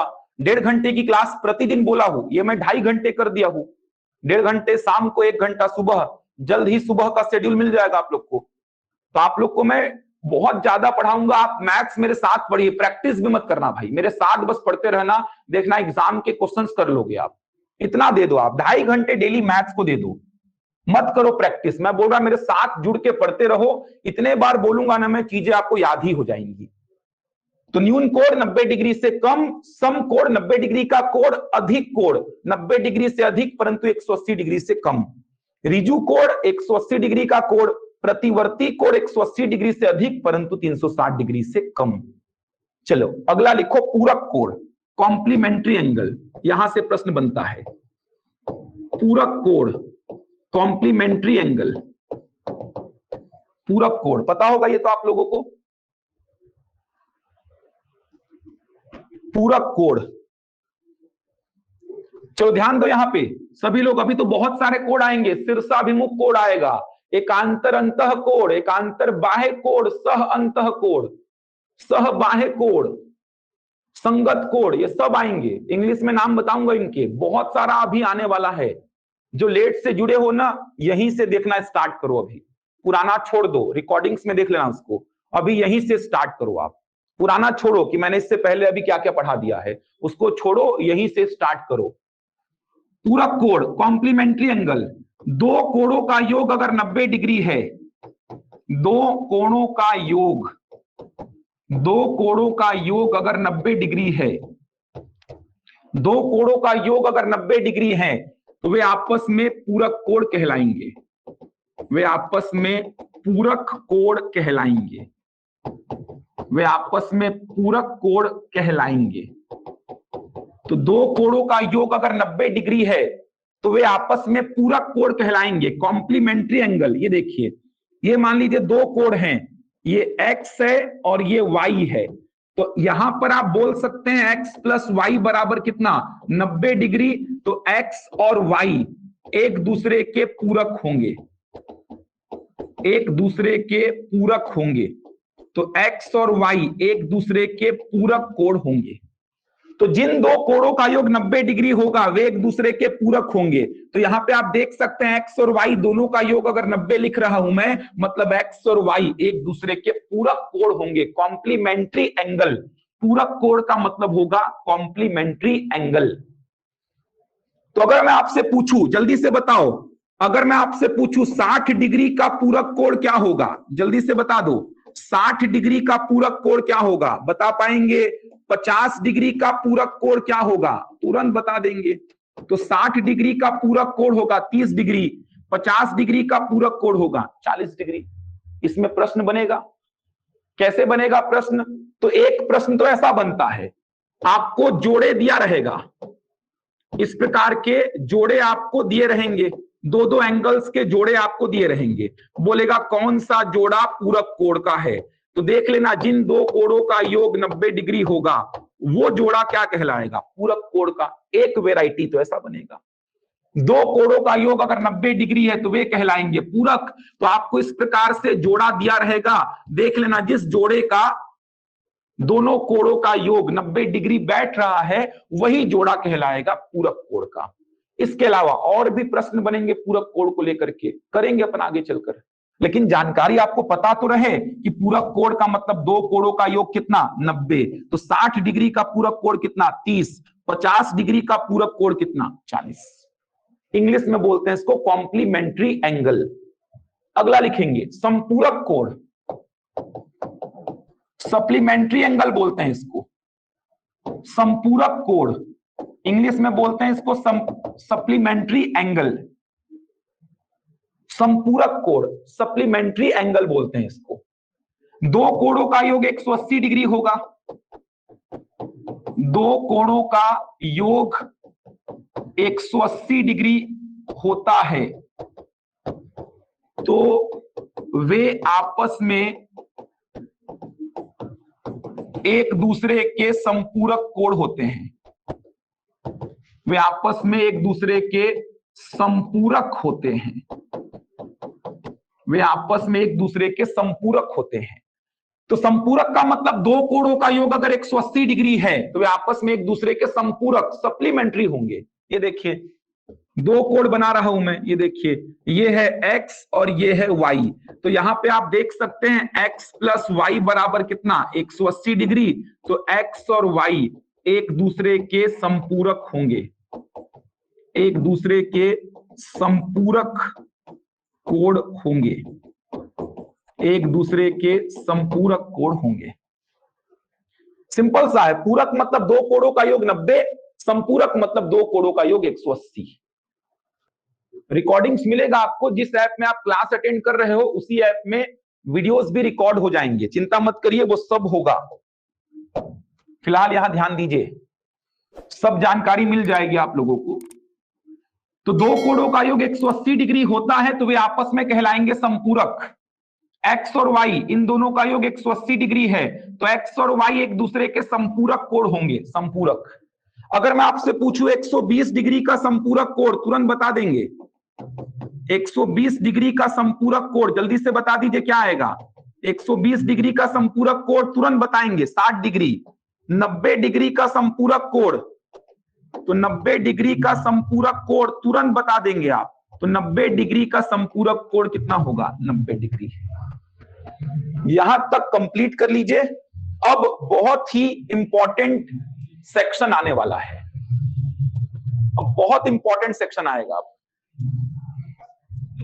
यहां तक किसी को समस्या तो नहीं है? जल्दी से कमेंट कर दो एक बार, जल्दी से कमेंट कर दो, यहां तक किसी को समस्या तो नहीं है? अब बहुत ही इंपॉर्टेंट सेक्शन आने वाला है। कोई समस्या नहीं है? लिखते चलिए, जितना लिखवा रहा हूं, नोट्स वही है आपका। अब आगे बढ़ते हैं, कोणों का रैखिक युग्म, सबसे इंपॉर्टेंट। कुछ नहीं पता, अगर ये पता है तो भी प्रश्न को डील कर लेंगे। कोणों का रैखिक युग्म, इंग्लिश में बोलते हैं लीनियर पेयर ऑफ एंगल्स। कोणों का रैखिक युग्म, कुछ नहीं पता है ना, और केवल यही पता है तो भी प्रश्न को डील कर लोगे आप। देखना अभी प्रश्न कराऊंगा, कुछ नहीं पता है मेरे को सर, कोई एंगल नहीं आता, ना शीर्षाभिमुख कोण आता है, ना संगत कोण आता है, ना एकांतर अंतः कोण आता है, मुझे कुछ नहीं आता, मुझे केवल क्या आता है, कोणों का रैखिक युग्म। तो भी प्रश्न को बना दोगे आप, देखना मैक्सिमम प्रश्नों को बना दोगे अगर आपको ये आता है, उसके बाद कुछ की आवश्यकता नहीं है। थोड़ा लेंदी होगा लेकिन बना ही लोगे प्रश्न को। क्या होता है कोणों का रैखिक युग्म, ध्यान से समझना। किसी रेखा के, पहले समझ लो, किसी रेखा के किसी बिंदु से, क्या बोल रहा हूं, किसी रेखा के किसी बिंदु से उस रेखा के एक ही ओर बनने वाले, उस रेखा के एक ही ओर बनने वाले सारे कोणों का योग 180 डिग्री होता है। लिखिए, किसी रेखा के किसी बिंदु से, किसी रेखा के किसी बिंदु से, किसी रेखा के किसी बिंदु से उस रेखा के एक ही ओर बनने वाले, उस रेखा के एक ही ओर बनने वाले सभी कोणों का योग, सभी कोणों का योग 180 डिग्री होता है। किसी रेखा के किसी बिंदु से उस रेखा के एक ही ओर बनने वाले सभी कोणों का योग 180 डिग्री होता है। जैसे इस रेखा को पकड़ा मैं, ये देखिए इस रेखा को पकड़ा, तो इस रेखा के इस बिंदु से, तो इस रेखा को पकड़ा, इस रेखा के इस बिंदु से इस रेखा के एक ही ओर, अब इस रेखा को पकड़ा, उसके इस बिंदु को पकड़ा, तो इस रेखा को पकड़ा तो उसके इस बिंदु से इस रेखा के एक ही ओर, एक ही ओर बोलने का मतलब या तो ऊपर की ओर या तो नीचे की ओर। एक ही ओर का मतलब क्या हुआ, एक ही ओर का मतलब या तो ऊपर की ओर या तो फिर नीचे की ओर। तो इस रेखा को पकड़ा, उसके इस बिंदु को पकड़ा, तो इस रेखा के इस बिंदु से इस रेखा के एक ही ओर बनने वाले इन सभी कोणों का योग कितना लिखूंगा, 180 डिग्री लिखूंगा। ये ए है, ये बी है, ये सी है, ये डी है, ये ई है, ये एफ है। तो इस रेखा के इस बिंदु से इस रेखा के एक ही ओर बनने वाले इन सभी कोणों का योग मैं कितना लिख दिया, 180 डिग्री। यही तो मेन है रेखा और कोण का कंसेप्ट। किसी भी रेखा को पकड़ सकते हो आप, किसी भी रेखा को। ऐसा नहीं कि सर हमेशा हॉरिजॉन्टल रेखा को ही पकड़ना है, क्या ऐसा नहीं है। किसी भी रेखा के, ये देखिए किसी भी रेखा के किसी भी बिंदु से उस रेखा के एक ही ओर बनने वाले सभी कोणों का योग कितना होगा, 180 डिग्री। यहां पर मैं इस रेखा को पकड़ा, इस रेखा के इस बिंदु से इस रेखा के एक ही ओर बनने वाले इन सभी कोणों का योग कितना हो गया, 180 डिग्री। नोट करिए इसको, नोट कर लीजिए इसको। जितना लिखवा रहा हूं उसको लिखते चलो, बस वही आपका नोट्स है। जितना मैं लिखवा रहा हूं ना उसको लिखते चलिए, वही आपका नोट्स है। बहुत ज्यादा समय नहीं दे पाऊंगा ना, क्योंकि एक ही महीने का समय बचा है। फिर भी मैं बहुत समय दे रहा हूं आप लोग को, तो इतने बार बोल रहा हूं, बार बार चीजों को लिखवा भी रहा हूं। थोड़ा सा कॉन्सेंट्रेट तो करना पड़ेगा, समय का पाबंदी है। लिख लिए, बहुत इंपॉर्टेंट है, देखना भी प्रश्न कराऊंगा, 3-4 प्रश्न भी दूंगा आप लोग को। किसी रेखा के किसी बिंदु से उस रेखा के एक ही ओर बनने वाले सभी कोणों का योग कितना होगा, 180 डिग्री। ये वाली रेखा को पकड़ा मैं, उसके ये वाले बिंदु को पकड़ा, तो ये वाली रेखा के ये वाले बिंदु से ये वाली रेखा के एक ही ओर बनने वाले सारे कोणों का योग कितना, 180 डिग्री। अब थोड़ा ध्यान से समझना, ऐसा कुछ सिचुएशन आ गया, ये देखिए ऐसा कुछ सिचुएशन है, ये देखिए, ये देखिए ऐसा कुछ सिचुएशन है। ध्यान से समझना, बहुत खास बात बता रहा हूं। ये है रेखा ए बी, ये है रेखा सी डी, ये है रेखा मान लो ई एफ, और ये है रेखा मान लो जी एच।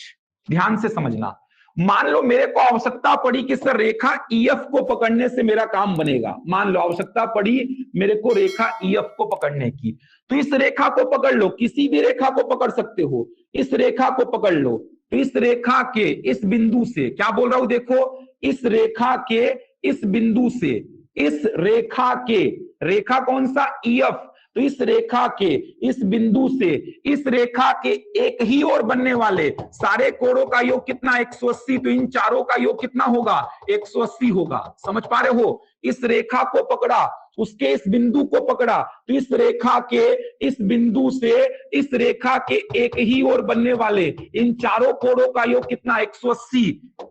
इस रेखा के इस बिंदु से इस रेखा के एक ही ओर बनने वाले इन चारों कोणों का योग कितना 180। किसी भी रेखा को पकड़ सकते हो, ऐसा नहीं कि हॉरिजॉन्टल को ही पकड़ना है। आवश्यकता पड़ी कि सर इस रेखा को पकड़ना है, ये देखिए ये वाली रेखा को पकड़ना है, तो आप ये वाली रेखा को पकड़ लीजिए। ये वाली रेखा को पकड़ने की आवश्यकता पड़ी, पकड़ लीजिए। तो ये वाली रेखा को पकड़ो, ये वाली रेखा के ये वाले बिंदु से ये वाली रेखा के एक ही ओर बनने वाले इन चारों कोणों का योग 180 अंश। एक ही ओर बनने वाले इन चारों कोणों का योग कितना 180 अंश। तो किसी भी रेखा को पकड़िए, उसके किसी बिंदु से उस रेखा के एक ही ओर बनने वाले सभी कोणों का योग कितना होगा 180 अंश। समझ पा रहे हैं? बहुत सिंपल सा है। आप किसी भी रेखा को पकड़ लीजिए, किसी भी रेखा को पकड़ेंगे, यहां पर इस रेखा को पकड़ा, उसके इस बिंदु से उस रेखा के एक ही ओर बनने वाले सारे कोणों का योग 180 अंश। अगर मुझे आवश्यकता पड़ी कि सर इस रेखा को पकड़ना है, तो इस रेखा को पकड़िए, इस बिंदु को पकड़िए, तो इस रेखा के इस बिंदु से इस रेखा के एक ही ओर का मतलब या तो इधर या तो इधर, तो इस रेखा के इस बिंदु से इस रेखा के एक ही ओर बनने वाले सारे कोणों का योग 180 अंश। एक ही ओर बनने वाले सारे कोणों का योग 180 अंश। क्वेश्चन लिखिए, 2-3 प्रश्न पहले करा रहा हूं, पूछे गए प्रश्न है, लिखेंगे। 2-3 प्रश्न लिखिए, पहले पूछे गए थे। एक तो पिछले साल शिक्षक भर्ती में ही पूछा गया था, उसको लिखिए। पिछले साल शिक्षक भर्ती का एक प्रश्न था। दिए गए चित्र में x का मान ज्ञात करें। क्वेश्चन लिखिए भाई, दिए गए चित्र में x का मान ज्ञात करें। दिए गए चित्र में x का मान ज्ञात करें। पिछले बार शिक्षक भर्ती के वर्ग 2 में यह प्रश्न आया था, मतलब शिक्षक के एग्जाम में आया हुआ प्रश्न है ये देखिए, ये है A, ये है O, ये है B, ये है 2x माइनस 5, ये है x माइनस 3 और ये है x। चलो बनाओ भाई, x का मान पूछा है, ये पिछले साल पूछा गया था शिक्षक भर्ती के वर्ग 2 में, 2023 शिक्षक भर्ती का पूछा गया प्रश्न है। सारे एग्जाम के प्रश्नों को डील करा दूंगा मैं, सारे एग्जाम के प्रश्नों को डील करा दूंगा। जल्दी से इस प्रश्न का उत्तर बताइए। x का वैल्यू पूछा है आपसे, बहुत बढ़िया। देखो आंसर भी आ गया है बहुत सारे बच्चों का। सोचो, बनेगा, देखना हर प्रश्न बनेगा। ये तो आप बोलेंगे आसान है सर, पूछा गया था, लेकिन देखो पूछा गया ही प्रश्न है। अच्छे प्रश्नों पे काम कराऊंगा ना, देखना एंगल तो खेल हो जाएगा आपके लिए। अभी तो शीर्षाभिमुख कोण आएगा, वर्टिकली अपोजिट एंगल, संगत कोण आएगा, करस्पॉन्डिंग एंगल, सह अंतः कोण, एकांतर अंतः कोण, एकांतर बाह्य कोण, बहुत सारे कोण आएंगे। एकदम खेल हो जाएगा आपके लिए, एंगल एकदम खेल हो जाएगा। देखना आराम से आप क्वेश्चन को सॉल्व कर पाएंगे। कोणों का रैखिक युग्म लगाइए। इस रेखा को पकड़ा सर, इस बिंदु को पकड़ा, तो इस रेखा के इस बिंदु से इस रेखा के इस बिंदु से इस रेखा के एक ही ओर बोलने का मतलब क्या, इस रेखा के इस बिंदु से इस रेखा के एक ही ओर बोलने का मतलब या तो ऊपर की ओर या तो नीचे की ओर। तो इस रेखा के इस बिंदु से इस रेखा के एक ही ओर ये 3 कोण बन रहे हैं, ये 3 कोण बन रहे हैं। इन तीनों का योग कितना हो जाएगा 180। तो इन तीनों का योग बराबर में कितना 180। ये देखो ये कोण और ये कोण, ये 3 कोण बन रहे हैं, ये वाला कोण, ये वाला कोण और ये वाला कोण, तीनों का योग कितना लिखा 180। अब सॉल्व करना तो आता ही होगा आपको।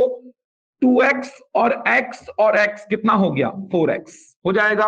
2 ठो x, 1 ठो x और 1 ठो x, 4 ठो x हो गया। माइनस और माइनस जुड़ेगा, चिन्ह माइनस का रहता है, तो -5 और -3 हो गया -8। बराबर कितना 180। -8 को राइट हैंड साइड भेज दीजिए तो -8 राइट हैंड साइड जाके +8 हो गया। तो 4x बराबर कितना 188। अब ये 4 बराबर के दूसरे साइड गया तो भाग में आ गया। 4 चौको 16, 4 सत्ते 28। x का वैल्यू कितना आया 47। आराम से कर लेंगे। वापस से एक बार एक्सप्लेन कर दे रहा हूं मैं। ये देखिए आपने क्या बोला, सर ये वाली रेखा को पकड़िए, ये वाले बिंदु को देखिए, तो इस रेखा के इस बिंदु से इस रेखा के एक ही ओर बनने वाले सारे कोणों का योग 180। तो इन तीनों कोणों का योग कितना 180। तो 2x और x हो गया 4x, -5 और -3 हो गया -8। तो -8 को राइट हैंड साइड भेजा तो +8 हो गया। तो 4x बराबर 188। 4 ठो x 188 के बराबर है तो 1 ठो x 47 के बराबर हो जाएगा। अगला क्वेश्चन लिखो। एक और पूछा गया प्रश्न लिखो भाई, एक और पूछा गया प्रश्न था, उसको भी लिख लो। ये देखो, ये पूछा गया प्रश्न है RI के एग्जाम में, सेम ऐसा ही प्रश्न था। ये देखिए RI रेवेन्यू इंस्पेक्टर में पूछा था इसको। ये P है, यहां पर O है और यहां पर Q है। यहां से इस प्रकार से दो रेखाएं निकाला, इस प्रकार से। ये है 40 डिग्री, ये है 4x डिग्री और ये है 3x डिग्री। तो आपसे x का वैल्यू पूछा है। बहुत आसान सा प्रश्न, बहुत आसान सा प्रश्न है, जल्दी से बना लीजिए। डाउट है क्या किसी को इसमें? किसी को डाउट था इसमें तो देख लीजिए भाई, बाकी लोग बनाइए उस प्रश्न को। अरे सिंपल सा था, कोणों का रैखिक युग्म लगाए हैं भाई। एक बच्चे को डाउट था, देख लो। कोणों का रैखिक युग्म क्या बताया? किसी रेखा को पकड़िए, उसके किसी बिंदु को पकड़िए, तो किसी रेखा के किसी बिंदु से उस रेखा के एक ही ओर बनने वाले सारे कोणों का योग 180 डिग्री होता है। तो यहां पर आपने क्या बोला, सर इस रेखा को पकड़ा, उसके इस बिंदु से उस रेखा के एक ही ओर, तो इस रेखा के इस बिंदु से इस रेखा के एक ही ओर बनने वाले ये तीनों कोणों का योग कितना होगा 180 डिग्री। तो यहां से सिंप्लीफाई किया, 2x x और x हो गया 4x, -5 और -3 हो गया -8। -8 को राइट हैंड साइड भेजा तो +8। 4x बराबर 188, तो x कितना 47। ये वाले का आंसर क्या आ रहा है 20। बहुत बढ़िया, शानदार, बहुत बढ़िया, 20 आएगा। क्या करेंगे, वही काम करेंगे सर, जल्दी से लिख लो इसको भी। इस रेखा के इस बिंदु से, सर रेखा ये वाली है, बिंदु ये है, तो इस रेखा के इस बिंदु से इस रेखा के एक ही ओर बनने वाले सारे कोणों का योग कितना 180 डिग्री। तो 4 और 3 कितना 7x। 40 को मैं राइट हैंड साइड भेजा तो 40 राइट हैंड साइड जाकर क्या हो गया -40। इतना तो कैलकुलेशन आता होगा यार, इतना उम्मीद कर सकता हूं आप लोगों से मैं। 4x और 3x प्लस और प्लस जुड़ा 7x। ये 40 लेफ्ट हैंड साइड से पक्षांतर करके राइट हैंड साइड भेजा तो प्लस वाला पक्षांतर होके जाएगा तो माइनस में बन जाएगा। प्लस वाला पक्षांतर होके जाएगा ना तो माइनस में बन जाएगा। तो प्लस वाला डेटा बराबर के दूसरे साइड अगर जाता है पक्षांतर होकर तो माइनस बन जाता है, माइनस वाला प्लस बन जाता है, गुणा वाला भाग बन जाता है और भाग वाला गुणा बन जाता है। तो ये प्लस वाला पक्षांतर होकर दूसरे साइड गया तो माइनस बन गया। तो 7x = 140। अब ये 7 गुणा में है, पक्षांतर होकर दूसरे साइड गया तो भाग में आ गया। तो x का वैल्यू कितना आ गया 20। समझ आया? दोनों प्रश्न पूछे गए थे, ये तो पिछले ही साल पूछा गया था 2023 में, और इसको RI के एग्जाम में पूछा गया था। ये तो शुरुआत है, देखना खेल बन जाएगा आपके लिए। बोलो भाई, समझ आया यहां तक? जल्दी से आगे बढ़ते हैं फिर। समझ आया यहां तक सभी को? अभी तो एंगल्स कुछ पढ़े ही नहीं है आप, अभी तो मेन एंगल्स आएंगे, अभी तो शुरुआत हुई है, अभी तो मेन एंगल्स आने वाले हैं। वो पता चल गए तो खिलवाड़ हो जाएगा एकदम।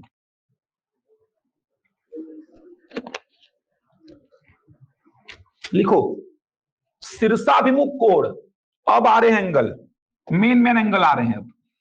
शीर्षाभिमुख कोण, शीर्षाभिमुख शीर्षाभिमुख कोण, वर्टिकली अपोजिट एंगल बोलते हैं इसको, वर्टिकली अपोजिट एंगल, शीर्षाभिमुख, शीर्षाभिमुख कोण, वर्टिकली अपोजिट एंगल, शीर्षाभिमुख कोण बोलते हैं। क्या होते हैं शीर्षाभिमुख कोण? ध्यान से समझो।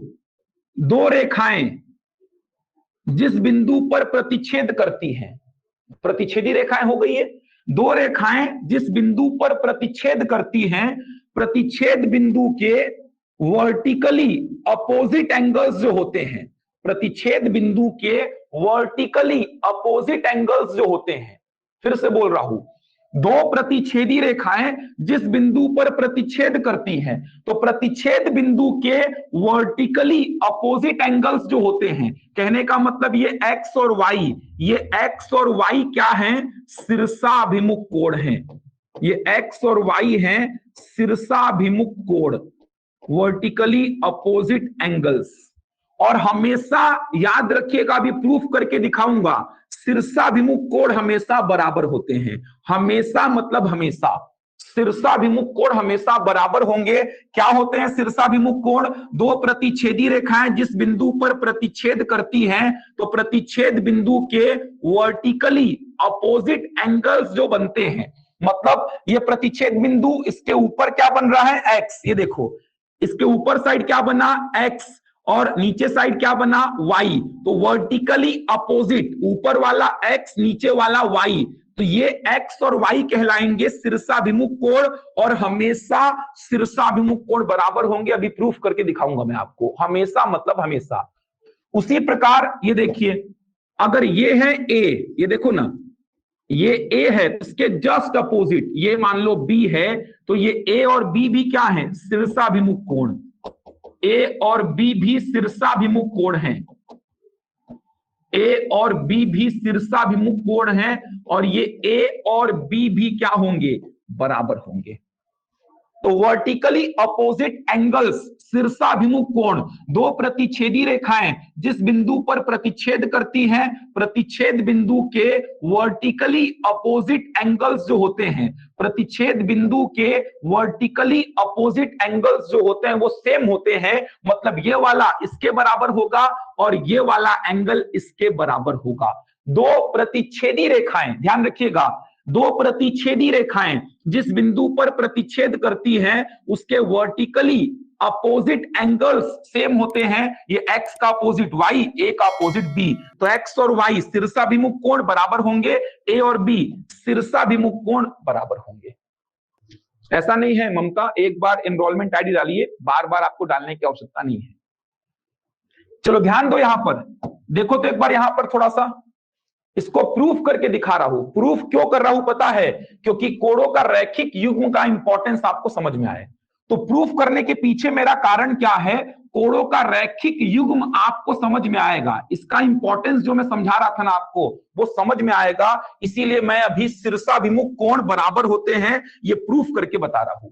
यही तो खेल है। देखो, अगर आपको पता है कि शीर्षाभिमुख कोण क्या होते हैं, बराबर होते हैं, अच्छी बात है। नहीं पता है तो कोणों का रैखिक युग्म लगाओ, आंसर आपको मिलेगा। देखना, मैं प्रूफ करके दिखा रहा हूं ये, कभी ध्यान से देखना, इंपॉर्टेंस आपको समझ में आएगा। देखो, ये है x, ये है y, ये है a, ये है b। ध्यान देना भाई, यहां पर इंपॉर्टेंस आपको समझ में आएगा।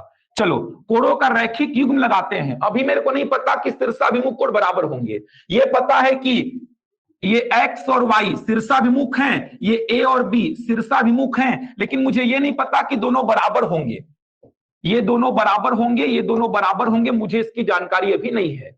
केवल ये पता है कि x और y शीर्षाभिमुख कोण हैं, a और b शीर्षाभिमुख कोण हैं, ये बराबर होंगे क्या, इसकी जानकारी नहीं पता है। चलो प्रूफ करते हैं, देखना कैसे प्रूफ करेंगे। ध्यान देना, यहां पर इस रेखा को पकड़ा, ध्यान से देखो, इस रेखा को पकड़ा, कोणों का रैखिक युग्म कैसे लगाऊंगा? इस रेखा के इस बिंदु से, इस रेखा के इस बिंदु से, ये देखो ये वाली रेखा को पकड़ा हूं भाई, ये वाली रेखा को पकड़ा, तो इस रेखा के इस बिंदु से इस रेखा के एक ही ओर बनने वाले दोनों कोणों का योग 180 अंश, एक ही ओर बनने वाले दोनों कोणों का योग 180 अंश। इसमें किसी को डाउट तो नहीं है? लिख पाओगे भाई? कैसे लिखा हो जल्दी से कमेंट करो तो समझ आया। ये वाली रेखा को पकड़ा हूं, ये देखो, ये वाली रेखा को पकड़ा, ये देखो, ये वाली रेखा को पकड़ा, तो इस रेखा के इस बिंदु से, इस रेखा के इस बिंदु से इस रेखा के एक ही ओर बनने वाले इन दोनों कोणों का योग 180 अंश, एक ही ओर बनने वाले इन दोनों कोणों का योग 180 अंश। चलो लिख पाओगे, बहुत बढ़िया। अब देखो मैं ये वाली रेखा को पकड़ता हूं, ये वाली रेखा को, ये देखो मैं ये वाली रेखा को पकड़ा, इस रेखा के, ये देखो ये वाली रेखा को पकड़ा, इस रेखा के इस बिंदु से, देख पा रहे हो भाई, इस रेखा के इस बिंदु से ये वाली रेखा को पकड़ा हूं, इस रेखा के इस बिंदु से इस रेखा के एक ही ओर बनने वाले इन दोनों कोणों का योग कितना 180, एक ही ओर बनने वाले इन दोनों कोणों का योग कितना 180। इसमें भी कोई डाउट नहीं आ रहा होगा, फिर से बता दे रहा हूं। ये वाली रेखा को देखो, ये वाली रेखा को, ये वाली रेखा के ये वाले बिंदु से ये वाली रेखा के एक ही ओर बनने वाले इन दोनों कोणों का योग 180, एक ही ओर बनने वाले इन दोनों कोणों का योग 180। ये रेखा को पकड़ा, ये बिंदु से इस रेखा के इस बिंदु से इस रेखा के एक ही ओर बनने वाले इन दोनों कोणों का योग 180, इन दोनों कोणों का योग 180। अब इसी में खेल करते हैं, चलो कैसे खेल करेंगे देखो, ध्यान से देखना। a प्लस एक्स 180 के बराबर है और a प्लस वाई भी 180 के बराबर है। a प्लस एक्स 180 के बराबर है और a प्लस वाई भी 180 के बराबर है। कहने का मतलब a प्लस एक्स 180 है और a प्लस वाई भी 180 है, मतलब a प्लस एक्स और a प्लस वाई दोनों क्या है, बराबर है। जितना वैल्यू a प्लस एक्स का है उतना ही वैल्यू a प्लस वाई का है, मतलब a प्लस एक्स और a प्लस वाई दोनों क्या है, बराबर है। और इसका भी 180 वैल्यू है, इसका भी 180 है, मतलब ये दोनों क्या है, बराबर। अब देखो a इधर आएगा, पक्षांतर होके माइनस हो जाएगा, तो a से a खत्म हो जाएगा, तो फाइनली क्या मिला, x बराबर y मिल गया पहला जोड़ा। a इधर आके माइनस होगा तो माइनस a और इधर प्लस a खत्म हो जाएगा, ये देखो x बराबर y मिल गया आपको। इसके बाद क्या करते हैं, थोड़ा और दिमाग लगाते हैं। देखो a प्लस एक्स का वैल्यू 180 है और b प्लस वाई का वैल्यू भी 180 है, तो a प्लस एक्स भी 180 और b प्लस वाई भी कितना 180। मतलब क्या हुआ, मतलब ये हुआ कि a प्लस एक्स और b प्लस वाई भी क्या है, बराबर है। ऑलरेडी आपने x और y को बराबर प्रूफ कर दिया है, इसका मतलब मैं y के प्लेस पे क्या रख सकता हूं, x, तो ये x इधर आकर माइनस होकर x से खत्म हो जाएगा। फाइनली आपको क्या मिल गया, a बराबर b मिल गया। वापस से समझा देता हूं, यह मैं केवल कोणों का रैखिक युग्म समझा रहा हूं आपको। शीर्षाभिमुख कोण नहीं पता, कोणों का रैखिक युग्म पता है, ऐसे इक्वेशंस बनाएंगे, प्रश्न को सॉल्व कर देंगे अपन। देख लो, ये वाली रेखा को पकड़ा, तो ये वाली रेखा के ये वाले बिंदु से, तो ये वाली रेखा के ये वाले बिंदु से इस रेखा के एक ही ओर बनने वाले इन दोनों कोणों का योग 180, एक ही ओर बनने वाले इन दोनों कोणों का योग 180। इस रेखा को पकड़ा, इस रेखा के इस बिंदु से इस रेखा के एक ही ओर बनने वाले इन दोनों कोणों का योग 180, इन दोनों कोणों का योग 180। इसके बाद मैंने क्या बोला, a प्लस एक्स 180 के बराबर है और a प्लस वाई भी 180 के बराबर है। इसका मतलब इसका वैल्यू 180 और इसका वैल्यू भी 180, इसका मतलब a प्लस एक्स और a प्लस वाई क्या होने चाहिए, बराबर। तो a इधर आके माइनस होके a से खत्म हो जाएगा, x बराबर y मिल गया। इसके बाद मैंने बोला a प्लस एक्स 180 और b प्लस वाई भी 180, इसका मतलब a प्लस एक्स और b प्लस वाई बराबर होने चाहिए। अब आपने पहले ही बता दिया कि x और y बराबर है, मतलब y के प्लेस पे कितना रख दिया मैं, x, ये x इधर आके x से खत्म हो जाएगा, a बराबर b मिल गया। तो याद आपको रखना क्या है, दो प्रतिच्छेदी रेखाएं जिस बिंदु पर प्रतिच्छेद करेंगी उसके वर्टिकली अपोजिट एंगल्स जो होते हैं वो कहलाते हैं शीर्षाभिमुख, और ये हमेशा बराबर होंगे। समझ आया भाई यहां तक, बोलो। वापस से समझा दिया हूं, ये केवल मैं एप्लीकेशन बता रहा था। ये देखो ना, एकदम सिंपल सा है भाई। इस रेखा को पकड़ो, इस रेखा को पकड़ा, इस रेखा के ये वाले बिंदु से इस रेखा के एक ही ओर बनने वाले दोनों कोणों का योग 180। समझ आया, इस रेखा के इस बिंदु से इस रेखा के एक ही ओर बनने वाले दोनों कोणों का योग 180, एक ही ओर बनने वाले दोनों कोणों का योग 180। फिर इस रेखा को पकड़ा, इस रेखा के इस बिंदु से इस रेखा के एक ही ओर बनने वाले इन दोनों कोणों का योग 180, इन दोनों कोणों का योग 180। इसके बाद में 1 और 3 को पकड़ा, 1 और 3 को थोड़ा नोट किया मैं, ये देखो ये नंबर 1 ये नंबर 3, इन दोनों को देखा तो इसका वैल्यू भी 180 है और इसका वैल्यू भी 180 है। 1 और 3 को पकड़ा, इसका वैल्यू भी 180, इसका वैल्यू भी 180, मतलब a प्लस एक्स और a प्लस वाई क्या होने चाहिए, बराबर। इसका वैल्यू भी 180 है और इसका वैल्यू भी 180, मतलब a प्लस एक्स और a प्लस वाई बराबर हो जाएंगे। तो यहां से a और a खत्म हो जाएगा, a इधर आएगा ना, माइनस हो जाएगा, a से a खत्म, बचा क्या, x बराबर y। उसके बाद मैं क्या किया, 1 और 2 को पकड़ा, 1 और 2 को, ये देखो 1 और 2 को पकड़ा, a प्लस एक्स 180 के बराबर, b प्लस वाई 180 के बराबर, मतलब a प्लस एक्स और b प्लस वाई बराबर हो जाएंगे। अब y के प्लेस पे कितना रख दिया, x, क्योंकि y और x बराबर हैं, तो y के प्लेस पे x रख दिया। अब ये x इधर आके माइनस होकर x से खत्म हो जाएगा, क्या मिल गया, a बराबर b।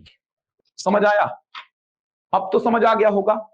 तो शीर्षाभिमुख कोण को समझो, ज्यादा परिभाषाएं याद करने के पीछे मत जाओ। दो प्रतिच्छेदी रेखाएं जिस बिंदु पर प्रतिच्छेद करती हैं, तो प्रतिच्छेद बिंदु के विपरीत जो कोण बनते हैं, ये कोण क्या होते हैं, शीर्षाभिमुख कोण होते हैं। और ये कोण आपने प्रूफ भी किया बराबर, ये x और y शीर्षाभिमुख, ये a और b शीर्षाभिमुख, और ये कोण क्या होंगे, बराबर होंगे। बन जाएगा। तो आज के लिए इतना बहुत है, चलो ठीक है, आज के लिए इतना ही रखते हैं। कल एकांतर अंतः कोण, एकांतर बाह्य कोण, संगत कोण, सह अंतः कोण, इनको पढ़ा करके क्वेश्चन कराऊंगा। तो कल रेखा और कोण के बहुत सारे प्रश्न करेंगे, उसके बाद बहुभुज पढ़ाऊंगा मैं। तो फिलहाल अभी 1.5 घंटे का समय है आपके पास, इवनिंग वाला जल्दी से रेगुलर बैच में जुड़ जाओ भाई, ताकि शेड्यूल वगैरह मैं दे पाऊं आप लोग को। अभी डेमो बैच में कुछ बच्चे जुड़े हैं, बहुत सारे बच्चे हैं डेमो बैच में, जल्दी से रेगुलर बैच में जुड़ जाओ। 1.5 घंटे का इवनिंग का समय है, बहुत ही जल्द 1 घंटे का मॉर्निंग का भी शेड्यूल निकालूंगा मैं। तो जितना जल्दी हो सके जुड़ जाओ भाई, ताकि ये सब समस्याएं ना रहें। जैसा एनर्जी और जोश मेरा पहले क्लास में, वैसा ही अंतिम क्लास तक चलेगा, उसके लिए परेशान नहीं होंगे आप लोग। ऐसा नहीं कि डेमो में कुछ अलग दिख रहा हूं मैं और एडमिशन के बाद कुछ अलग दिखूंगा, ऐसा कुछ नहीं है।